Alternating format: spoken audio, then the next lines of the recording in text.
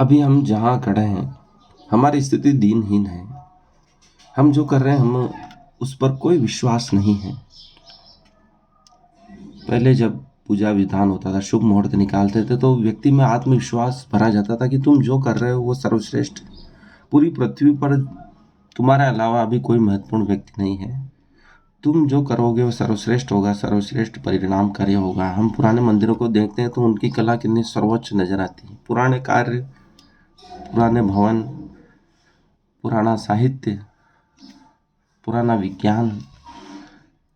तो हमारे ऋषि मुनियों ने मनुष्य के मन में यह भाव भरा कि तुम सर्वश्रेष्ठ मुहूर्त पर सर्वश्रेष्ठ कार्य कर रहे हो, वो जो कभी अशुभ हो ही नहीं सकता है।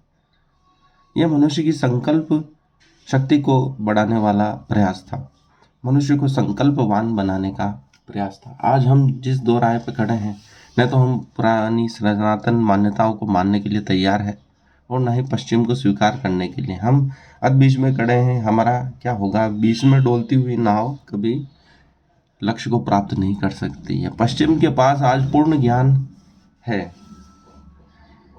जो भी शोधार्थी है, उसको अभी तक जितना भी शोध हुआ है उसका पूरा ज्ञान है। उसके कारण ही वो आगे की शोध कर पाता है। लेकिन हमारे पास पूरा ज्ञान नहीं है। जो भी नवीनतम खोजे हमारे पाठ्यक्रम में शामिल नहीं। हम वही पुराना बासी ज्ञान पढ़ रहे हैं।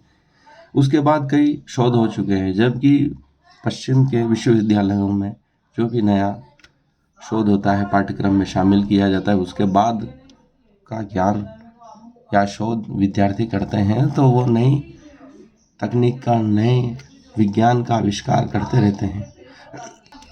लेकिन हम न तो हमारे सनातन धर्म, जो कि जिसने सदियों पहले ही पूर्ण ज्ञान प्राप्त कर लिया था, उसको हम भूल चुके हैं, छोड़ चुके हैं। तो हम उस ज्ञान को भी आगे नहीं बढ़ा पा रहे हैं और पश्चिम के ज्ञान को भी हमने पूरा प्राप्त नहीं किया है।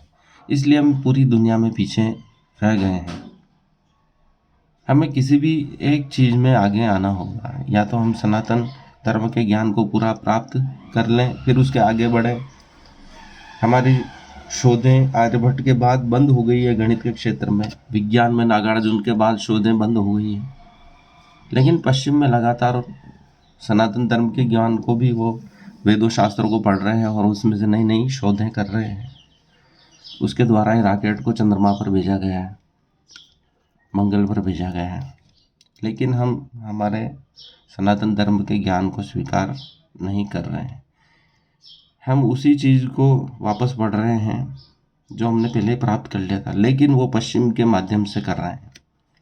इसलिए हम कभी आगे नहीं बढ़ पा रहे हैं। हमें पुनः अपने सनातन धर्म की वेदों शास्त्रों का अध्ययन करना होगा, क्योंकि हमसे बेहतर उनको कोई नहीं समझ सकता। क्योंकि चरक ने कहा है कि जिस देश की देश काल परिस्थिति के अनुसार ही चिकित्सा की शोध खोज होनी चाहिए, औषधियों की खोज होनी चाहिए, ज्ञान की खोज होनी चाहिए।